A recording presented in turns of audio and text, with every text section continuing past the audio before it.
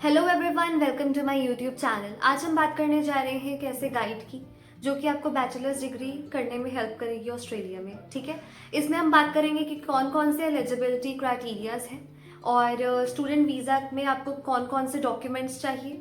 More over I will talk about the jobs which are available in Australia and minimum wages कितनी है वहाँ पे। ठीक है, और बेस्ट पीआर कोर्सेज जो कि आपको बैचलर्स करके आपको पीआर आराम से मिल सकती है। और आज हम ये भी बात करेंगे कि आपको 10th और 12th में, अगर आप 10th या 12th के स्टूडेंट अब देख रहे हो और आपका ड्रीम है कि आप ऑस्ट्रेलिया में जाके बैचलर्स करो या ऑस्ट्रेलिया में जाके आपकी स्टडी कंटिन्यू करो, सो लेट्स टॉक अबाउट सबसे पहली चीज़ जो आपको देखनी होती है कि राइट टाइम कौन सा है, हमें कब से प्रिपेयर करना शुरू करना चाहिए अगर हम ऑस्ट्रेलिया में बैचलर्स डिग्री करना चाहते हैं। तो सबसे राइट टाइम गाइस है अगर आप 10th 11th 12th में हो।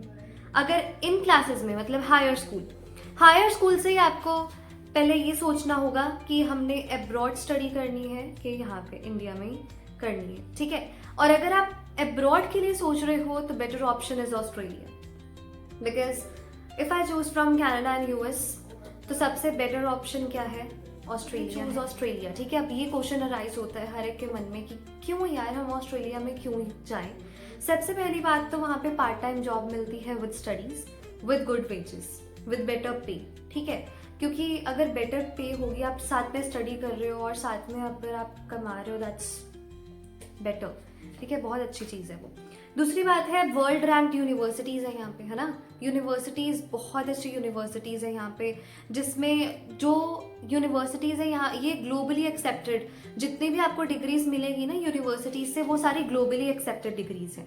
ठीक है, और अगर आप कहीं भी किसी भी कंट्री में जाके उस चीज़ का सर्टिफिकेट दोगे जो भी आपने कोर्स किया है, तो वो हर जगह एक्सेप्ट हो जाएंगे।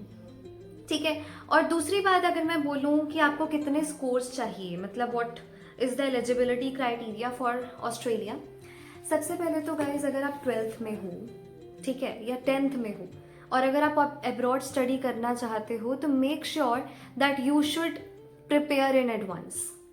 प्रिपेयर इन एडवांस मीन्स, क्योंकि कई बार क्या होता है, बहुत स्टूडेंट्स का ऐसा देखा गया है कि 12th के बाद उनका एकदम से प्लान बनता है लेट्स गो टू ऑस्ट्रेलिया, पहले से प्लान है लेकिन उनको पता नहीं होता कि हमें कब से प्रिपेयर करना शुरू करना चाहिए। वो डॉक्यूमेंट्स एट अ टाइम बनाना शुरू करते हैं, तब तक जुलाई इनटेक निकल जाता है, फिर जाके फेब इनटेक में उनको टर्न मिलती है।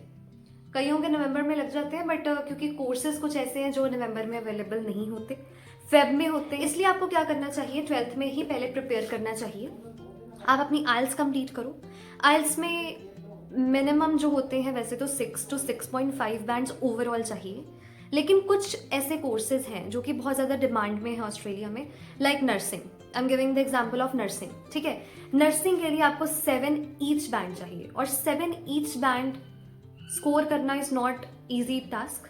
वैसे it's not tough as well, but it's not easy as well. तो you can go for PT if you want scores in each. ठीक है, आपको हर एक मॉड्यूल में स्कोर्स चाहिए, so you should go for PT. This is my suggestion. ठीक है, don't waste your time in IELTS because PT is what computer based test and this is more easier than IELTS. Then I want to tell you that you should score good marks, I mean better percentage in your 10th and 12th, because यहाँ पे तो देखिए हमारे पास क्या होता है, हमने अगर मेडिकल के स्टूडेंट्स हैं we go for NEET examination, right, and if we are non medical students we go for examination, उसके बाद ह्यूमैनिटीज़ के चले जाते हैं यूपीएससी की तैयारी करने। This is something like this. लेकिन बाहर क्या होता है, यहाँ पे हमें कोई भी 10th और 12th के सर्टिफिकेट्स जरूर लगेंगे, लेकिन इनकी परसेंटेजेस मैटर नहीं करती, क्योंकि यहाँ पे जो होते हैं एंट्रेंस एग्जाम, उसके मार्क्स मैटर करते हैं। लेकिन अब्रॉड की बात अगर मैं बोलूँ, यूएस में जा रहे हो या कहीं भी जा रहे हो, ऑस्ट्रेलिया में जा रहे हो, तो आपको क्या चाहिए, you need good scores, I mean better percentage, 90 above 80 percentage in your 10th and 12th board, because they want to see how strong is your academic performance in your board examinations. Okay, they just want that you should have good scores in your 10th and 12th board exams. ठीक है, तो इसलिए अगर आप बाहर जाना चाहते हो तो आप 10th और 12th में अच्छी तरह से प्रिपेयर करो। 90 क्यों कह रहे हैं? 90 देखिए किसी किसी के आते हैं, but 90 is good for scholarships. ठीक है, 90 लेना बहुत डिफिकल्ट बात नहीं है। आई हैव स्कोर्ड 95, तो ये बहुत डिफिकल्ट बात नहीं है, it's very easy to score. You just have to concentrate. अगर आपकी कोई ड्रीम है कि यार हाँ हमें पूरी करनी है, तो आप ड्रीम के लिए चलो। उसके बाद मैं आपको ये कहना चाहती हूँ कि आपके एटलीस्ट 12th में 4 सब्जेक्ट्स में, बिकॉज हर एक क्लासेस में 4 सब्जेक्ट्स काउंट होते हैं, 4 सब्जेक्ट्स में अच्छे मार्क्स होने चाहिए ताकि आपकी एडमिशन अच्छी तरह से विद स्कॉलरशिप हो जाए। बिकॉज अगर स्कॉलरशिप मिल रही है ना, आपको बहुत फायदा है सीरियसली। देखिए एकेडमिक स्कॉलरशिप्स, एकेडमिक परसेंटेज आपकी देखी जाती है, और कईयों को 100% भी ट्यूशन फीस जो है बिल्कुल माफ़ हो जाती है। Why? Because they are good at extra curricular activities.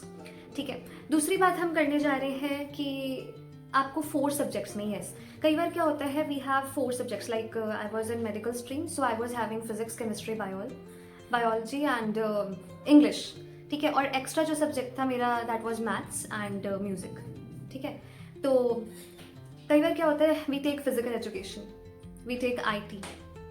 Some of the universities in Australia accept these extra subjects like physical education and IT, but some universities just require the main subjects like physics, chemistry, bio and English. ठीक है, तो इन चारों के मिला के जो भी मेरी परसेंटेज बनेगी वो कंसीडर करते हैं। उनको कोई नहीं है जैसे मेरे मैथ्स में अच्छे मार्क्स आए या मेरे म्यूजिक में 99 अच्छे मार्क्स आए, तो वो बिल्कुल कंसीडर नहीं करेंगे उस चीज़ को। जस्ट वो आपके मेन 4 सब्जेक्ट्स के मार्क्स कंसीडर करेंगे, उसके हिसाब से आपको स्कॉलरशिप्स दी जाएंगी। फिर उसके बाद हमारे पास आ जाता है स्टूडेंट वीज़ा। ठीक है, student visa under sub class 500 में आपको कौन कौन से डॉक्यूमेंट्स चाहिए उसकी बात करेंगे। सबसे पहले तो आपको ऑफर लेटर यूनिवर्सिटी का चाहिए। अनकंडीशनल ऑफर लेटर आ गया, इसका मतलब आपका ठीक है। इसके बाद आपको CO चाहिए। Then you need financial proofs of your parents, right. Financial proofs में फंड्स आ जाते हैं, लिक्विड्स आ जाते हैं ये। ठीक है, बाकी ऑस्ट्रेलिया के लिए अगर मैं बात करूँ तो मिनिमम 12 लाख तो है ही है। फिर हमारे पास इंग्लिश टेस्ट स्कोर होने चाहिए, OSHC होना चाहिए यानी कि हेल्थ इंश्योरेंस, वो भी चाहिए। ठीक है, फिर हमारे पास GT या GS स्टेटमेंट होनी चाहिए। SOP पहले तैयार करके रखिए ताकि आपकी GS अच्छी तरह से निकल जाए। और एक बहुत इंपॉर्टेंट बात, जो आपका वीज़ा है that allows 48 hours of work per fortnight 48 hours of work. Then I want to talk about part time jobs and PR scopes. अगर आप PR के लिए देख रहे हो तो 4 कोर्सेज बता रही हूँ जो कि ऑस्ट्रेलिया में 2026 के अकॉर्डिंगली PR में है। ठीक है, PR लिस्ट में है। तो first is nursing, then we have IT, then it's engineering and the last one is teaching. ये सारे कोर्सेज जो हैं ये PR लिस्ट में है according to 2026 for Australia. One thing I want to tell you that you should consult with trusted agency. ठीक है, because वो सारा क्या करते हैं, they prepare in advance everything. आप उनसे बात करिए, आप उनको अपनी बस आपको क्या करना होगा, स्टेटमेंट्स आपको देनी होंगी, वो सारा कुछ खुद रेडी कर देंगे और बहुत अच्छी तरह से आपको गाइडेंस भी मिल जाएगी। This is not sponsored video but yes I just want to tell you that I have done my whole process from IDP। ये बहुत ट्रस्टेड एजेंसी है और ये बहुत अच्छी तरह से काम कर देती है। So you should have first of all trusted agency and then you should go for all the works. ठीक है? So this was all about today's video. And if you want me to make video on another topic, you can comment. Thank you.